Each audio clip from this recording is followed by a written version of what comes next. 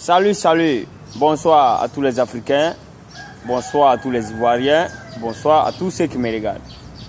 Alors, je m'appelle Yaya Thio. Je suis un jeune Ivoirien. Je réside en Guinée équatoriale. Comme d'habitude, vous savez, chers amis, quand il y a un événement, les internautes, les vidéomans comme nous, tout le monde se prononce là-dessus. Voilà. Je vais donc me prononcer sur l'événement du jour. Voilà, l'événement du jour, c'est l'esclavage en Libye. Voilà, l'esclavage en Libye.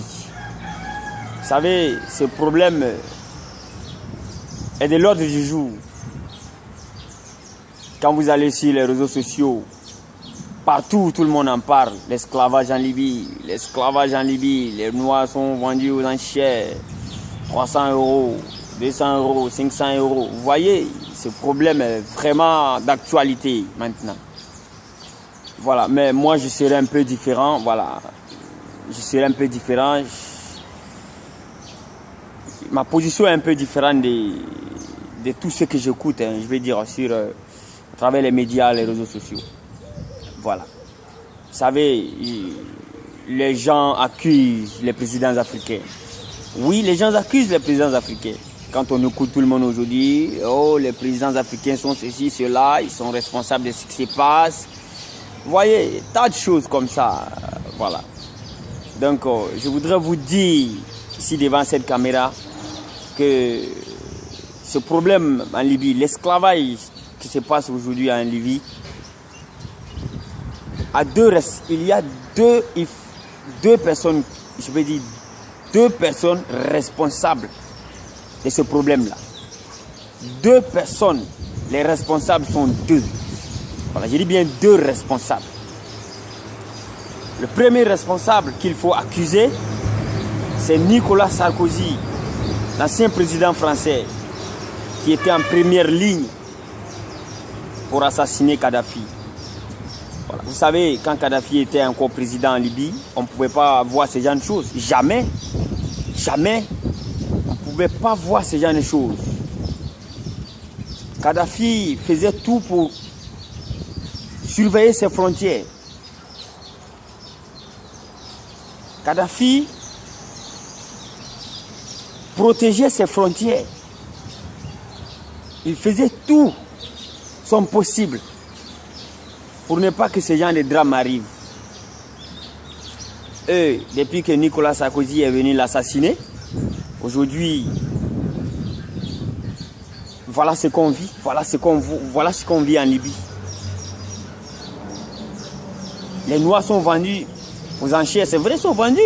Quand on regarde les images, quand on appelle nos frères qui sont en Libye, mais c'est incroyable ce qu'ils nous disent. Vous voyez, c'est incroyable. D'abord, Nicolas Sarkozy a assassiné Kadhafi.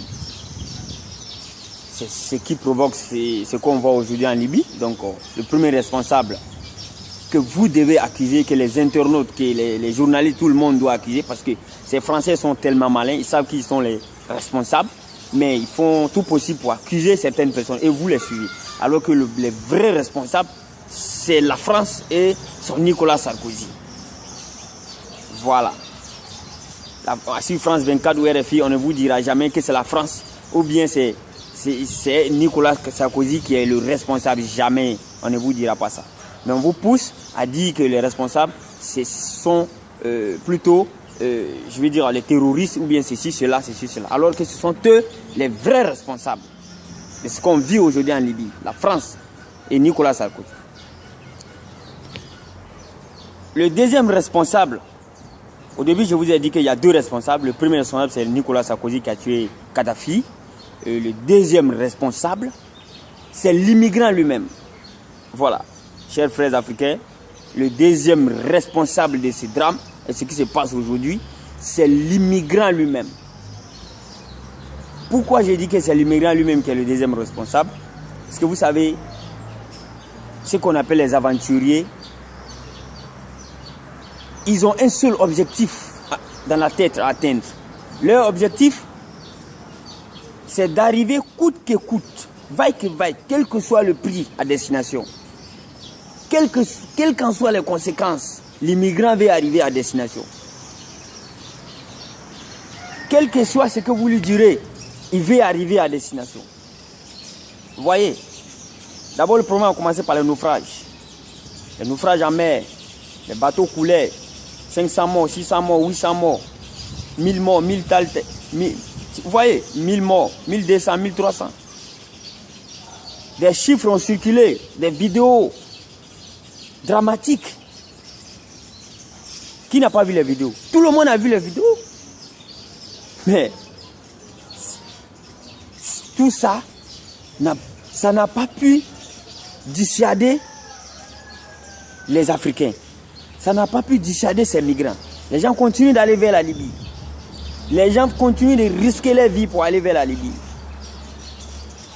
Si quelque chose arrive, on a fait tout, on a dissuadé, les gens ont publié tout, les gens ont fait l'effort. Mais les gens continuent de partir. Bon, les gens continuent de partir. Là, c'est le gouvernement qui les pousse à partir là-bas. Le gouvernement publie les vidéos des drames et autres, les meurtres, je veux dire, les naufrages et autres, les bateaux coulent, les gens meurent. Le gouvernement publie ces vidéos, vous voyez. Mais ça, c'est une manière de dissuader ceux qui veulent aller, de faire peur à ceux qui veulent risquer ce chemin de l'enfer. Mais jusqu'à aujourd'hui, les gens n'ont pas peur, continuent de partir. Vous voyez? Maintenant, si vous allez et que quelque chose vous arrive, qui est le responsable? C'est vous le responsable. Parce qu'on vous a tout dit, vous avez refusé, vous êtes parti. En philosophie, on dit l'homme est responsable de tous les actes qu'il pose. Vous voyez? Donc, Nicolas Sarkozy et l'immigrant lui-même sont les deux responsables de ce qui se passe aujourd'hui en Libye, de l'esclavage qui se passe. Laissez les présidents africains. C'est vrai, les présidents africains sont accusés dans certaines choses, mais ce n'est pas ce qui se passe en Libye. Voilà. Ils ne sont pas en première ligne, ils ne sont pas les premiers responsables. Laissez-les en paix. Voilà. Ce n'est pas eux qu'il faut accuser. Vous voyez, je vais vous donner un peu mon exemple moi-même. Moi, c'est Yaya Thio. J'ai quitté la Côte d'Ivoire pour la Guinée équatoriale, parce que moi je vis en Guinée équatoriale. Là où je vous parle, je suis à Malabo, je suis en Guinée équatoriale. Mais j'ai échoué au concours de la gendarmerie. Bon, j'étais vexé, j'étais vraiment, voilà, ça m'a beaucoup fait mal. J'ai dit, ben, moi je ne peux plus rester dans ce pays-là, il faut que j'aille ailleurs. Bon, le pays qui me plaisait beaucoup, qui m'a beaucoup plu, c'était la Guinée équatoriale. Donc moi j'ai dit, bon, il faut que j'aille en Guinée équatoriale. J'ai effectué le voyage, je suis arrivé au Bénin, mais Boko Haram faisait du mal au Nigeria. Au Nigeria, Boko Haram, à ce moment, Boko Haram ne blaguait pas. Boko Haram ne blaguait pas. Ils assassinaient les gens, ils tuaient les gens, ils décapitaient les gens, sauvagement. Quand moi je suis arrivé à la frontière du Bénin-Nigeria, là-bas, il y a une mère, une maman qui m'a vu, elle m'aimait beaucoup, elle m'a même proposé d'aller chez elle, parce qu'elle m'aimait vraiment beaucoup, c'est une maman. Elle m'a dit, mais mon petit, où vas-tu? J'ai dit, bon, je vais partir, je vais en Guinée équatoriale. Il dit, mais tu vois, c'est risqué maintenant. Il y a la mort devant. Il y a la mort, c'est trop risqué. Boko Haram fait du mal. Et au Nigeria, on rapatrie les gens. On rapatrie les gens au Nigeria. Ils ne blaguent pas. S'ils vous attrapent, ils vous matent. Ils vous foutent les gens en prison. Ils les maltraitent.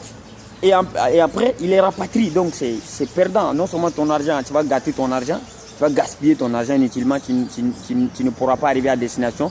Et si tu ne fais pas attention, tu risques d'être maltraité en route. Je lui ai dit, maman, mon seul objectif, c'est d'arriver à Malabo. Voilà un peu mon objectif. Même si on boit sang de l'homme devant, moi, je dois arriver à Malabo. Voilà ce que j'ai dit là-bas. Et la mère, bon, elle était là, elle a vu qu'elle ne pouvait pas me convaincre. Donc, qu'est-ce qu'elle a fait? Puisque les gens ont rapatrié les gens du Nigeria pour déposer à la frontière. Il y a des bus qui venaient avec ces gens rapatriés là, il y a des bus qui les envoient. Donc, j'étais souvent dans la maison. Et quand un bus arrive avec des immigrants,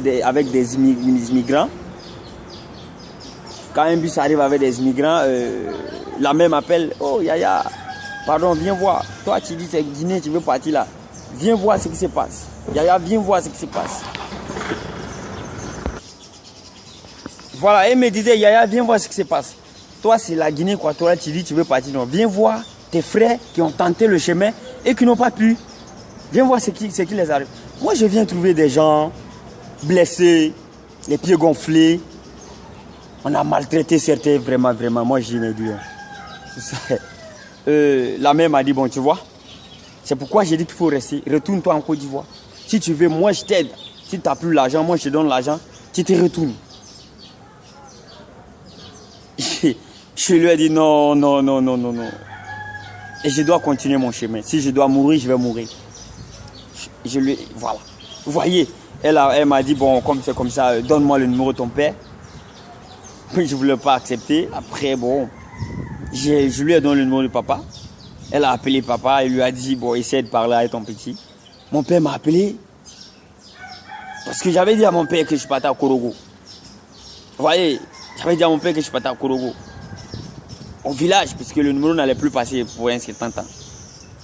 Et elle a appelé mon père. Mon père me rappelle, dit, mais dis donc, retourne-toi ici. Il y a tellement de concours. Viens, on va tenter un concours. Tu vas passer. Arrête de risquer toi. Allez. J'ai dit, papa, j'ai déjà commencé le chemin. Il faut que je termine. Il faut que je tente. C'est ce voyage que j'ai commencé. Et tout le monde ils ont tout fait. Je n'ai pas accepté. J'ai pris mon chemin moi-même. Je suis parti. Voilà. Bon, grâce à Dieu, je suis arrivé sain et sauf. Bon, vous voyez un peu. C'est un exemple pour vous dire que si quelque chose m'arrivait en route, par exemple, des gens m'attrapaient, me maltraitaient et autres, me faisaient tout ce qu'ils voulaient, de mal, voilà. Est-ce que là, on peut accuser mon gouvernement? On ne peut pas accuser mon gouvernement. Je suis le premier responsable. Ce n'est pas mon gouvernement. Donc, chers internautes, arrêtez d'accuser les présidents africains. Accusez vos propres frères. Parce qu'on a tout fait pour les dissuader. Ils n'ont pas accepté. Moi, je suis à Malabo ici. Nous savons ce qui se passe ici. Nos frères nous appellent, allô, on veut venir en Guinée. Nous, on dit non, maintenant c'est bizarre, arrête. Il dit non, tu es méchant. Tu es trop méchant. La famille, bon, si ses parents aussi, effectivement, pour eux, tu es méchant. On commence à traiter des méchants au pays là-bas, que tu es méchant, tu es venu en Guinée, tu as eu l'argent, tu ne veux plus que les autres viennent. Vous voyez comment c'est fatigant, non? Donc, souvent, on ment, on fait tout faire pour qu'il reste, pour ne pas qu'il se fasse tuer en route, mais maltraiter, mais refuse. Certains risques, ils viennent seuls, un jour, ils t'appellent, je suis dans tel show Cameroun, aide-moi. Vous voyez un peu, non? Ce n'est pas le gouvernement africain, ce n'est pas les chefs d'État africains. Ils ont leur part de responsabilité dans ces problèmes ailleurs. Tout le monde les connaît, on les connaît pour leur voilà, petit magouille là. Voilà. Mais ce problème-là, l'esclavage qui se passe aujourd'hui en Libye, Kadhafi est l'immigrant lui-même. Donc, chers amis africains, c'était Yaya Thio. Voilà, je voudrais m'exprimer. Voilà, vraiment, c'était dérangeant, je ne pouvais pas me taire. Il fallait que je m'exprime, il fallait que je vous dise qui est le responsable, voilà, parce que j'ai aussi vécu la même situation à peu près. Donc, je vous remercie vraiment pour tous ceux qui ont pris le temps pour m'écouter. Voilà, merci. Je suis prêt à écouter, je suis prêt à lire tout sortes de commentaires. Voilà, moi je suis préparé à tout. Je suis un vidéoman, je suis préparé à tout. Voilà. Mes respects à Guillaume Soro, le président de l'Assemblée nationale ivoirienne.